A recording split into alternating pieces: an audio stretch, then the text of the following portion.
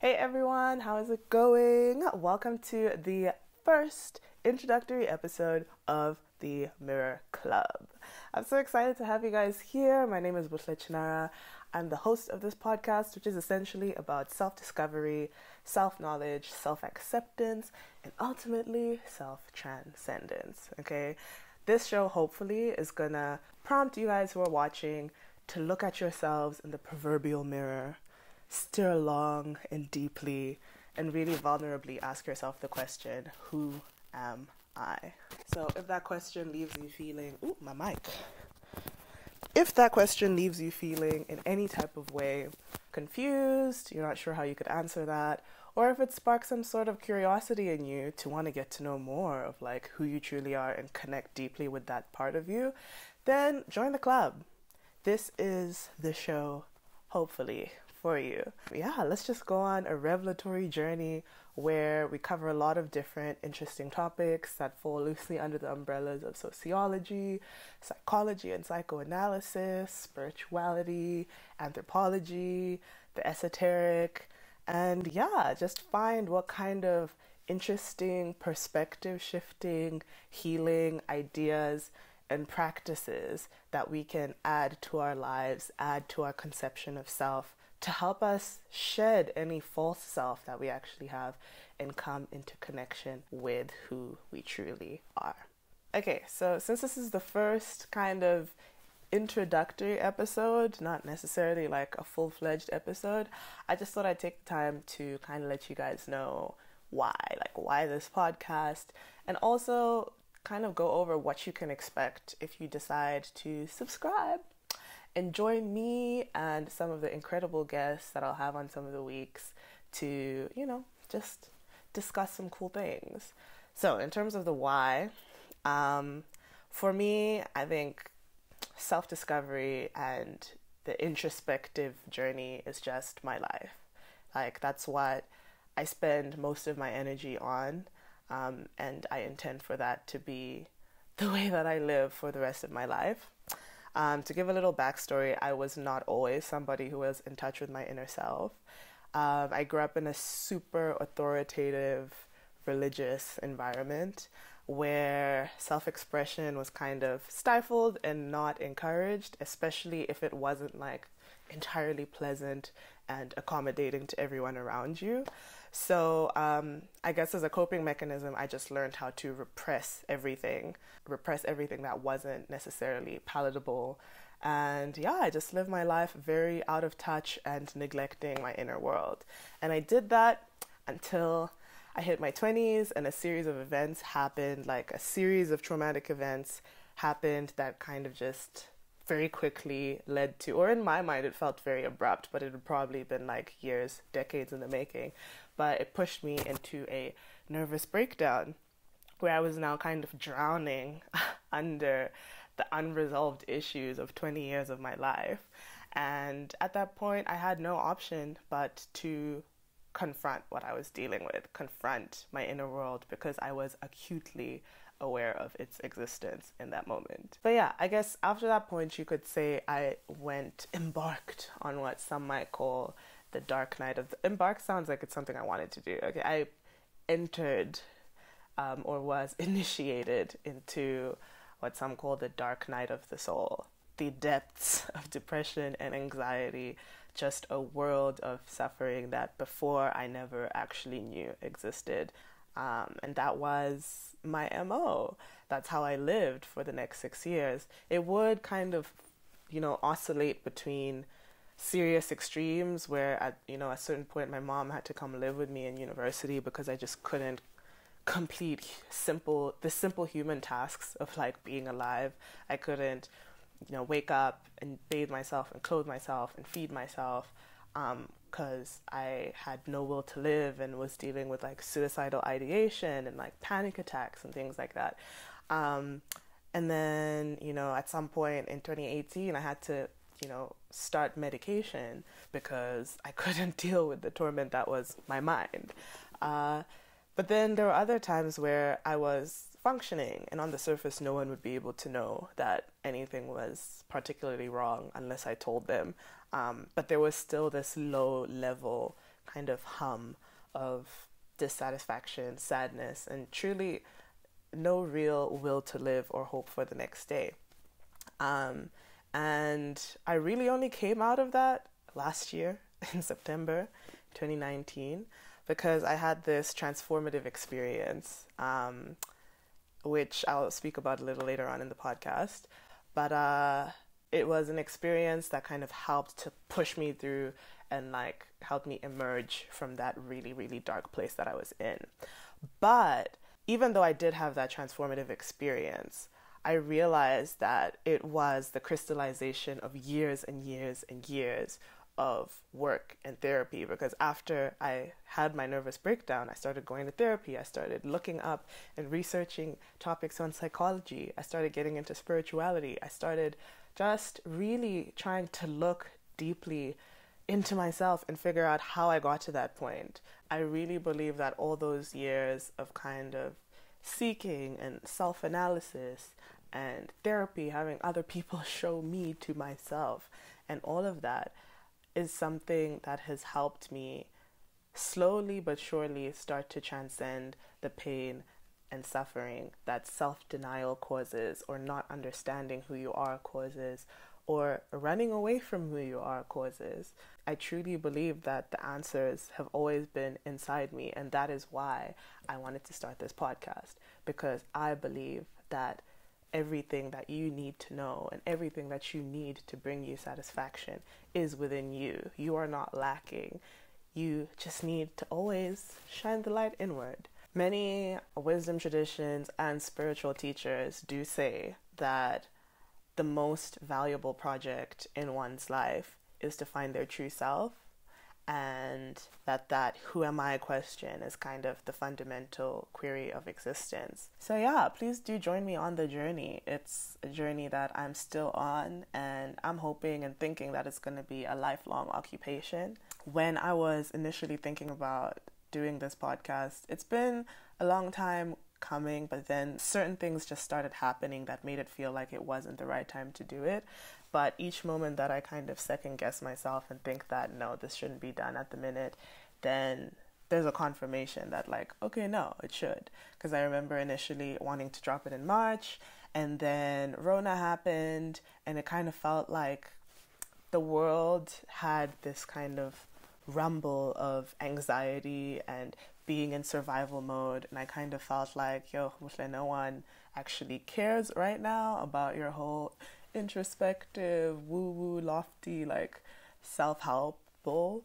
But then shortly after that, I did notice, obviously, with people's routines being disrupted and the things that people would get up to externally that would validate their sense of self being disrupted, there was kind of on social media a few rumblings of, oh my gosh, I'm so depressed, I can't do this, or 2020 was supposed to be my year, I can't do this.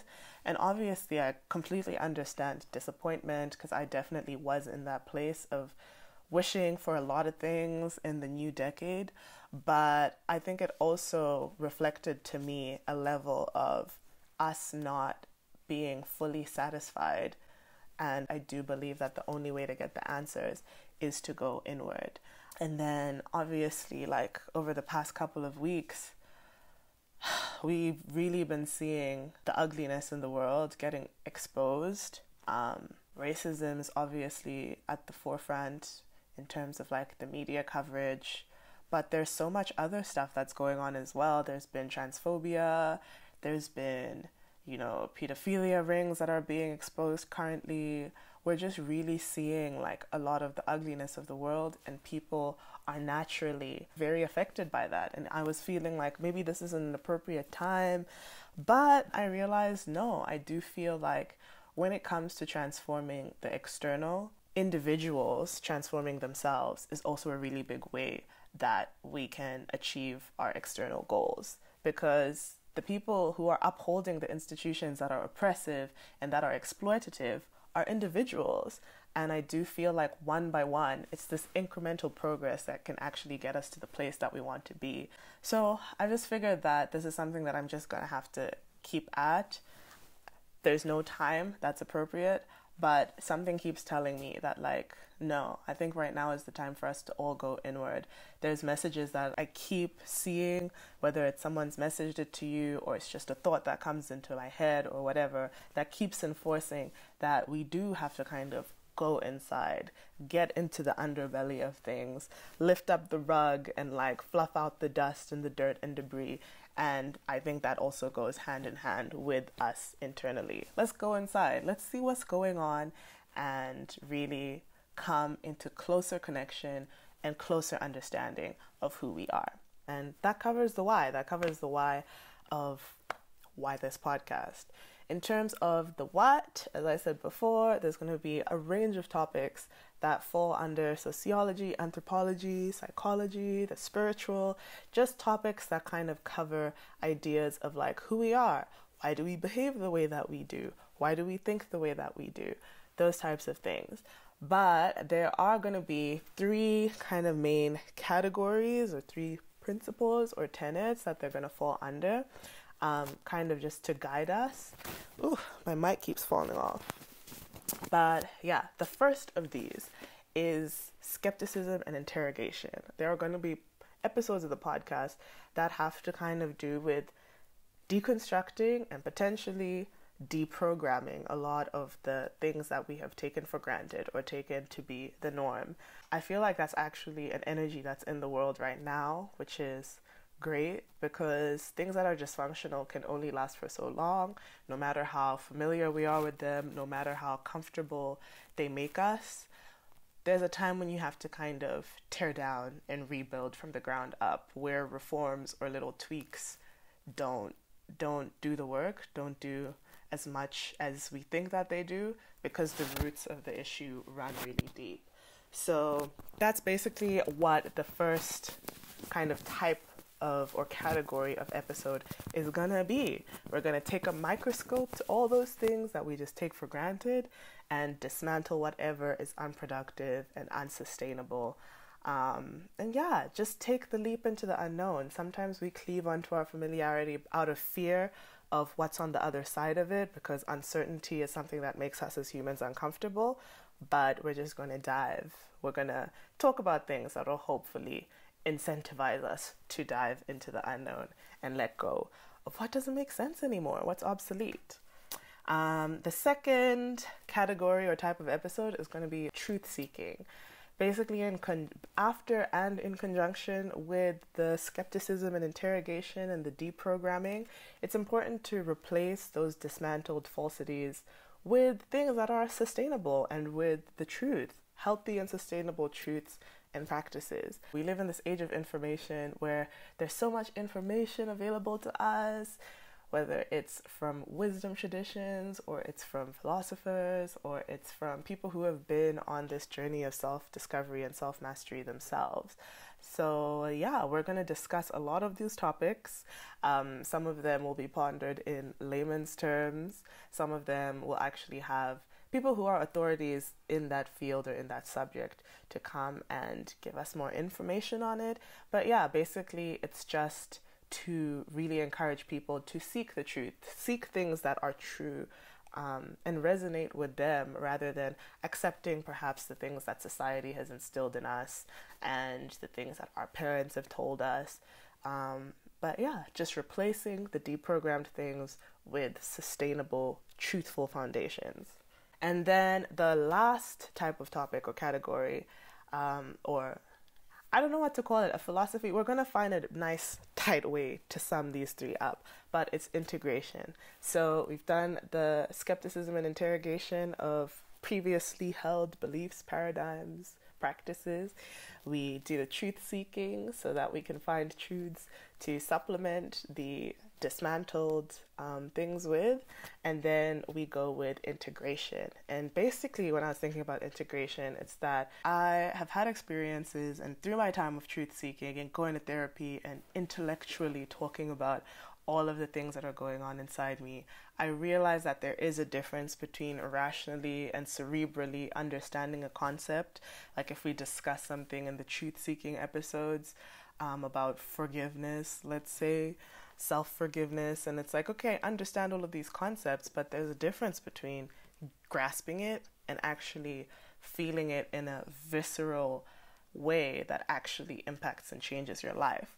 So in the podcast, hopefully, we're going to be able to discuss things and discuss practices and ways to actually integrate the truths that we discuss and the truths that we discover. Practical ways where we actually feel it and it actually makes an impact in our lives. So yeah, that's what you guys can expect from this podcast. I don't want to give too much away because obviously I want, some of the episodes to be a surprise. But yeah, basically that's what it's going to be. We're going to go with those 3 guidelines and we're going to cover so many topics, all of these things that really are going to make us think and try to understand who we are. So before the light completely goes, I'm so sorry about my lighting situation, guys. This is a 1 camera, 1 mic, 1 woman production, but hopefully I'll be able to get some lighting pretty soon. But yeah, thank you guys so much for watching this episode. I can't wait for the journey that this is going to be. Like I said, it's a lifelong journey for me as well. So I'm super excited to be able to research new topics that are going to be helpful for you guys and for me, and also to speak to some people who just have a wealth of wisdom to give to us, and that'll help us gain more clarity when we look in that mirror and ask ourselves who we are. So yeah, see you guys next time on the Mirror Club. The topic is going to be the ego, and you're not going to want to miss it. Alrighty, bye guys.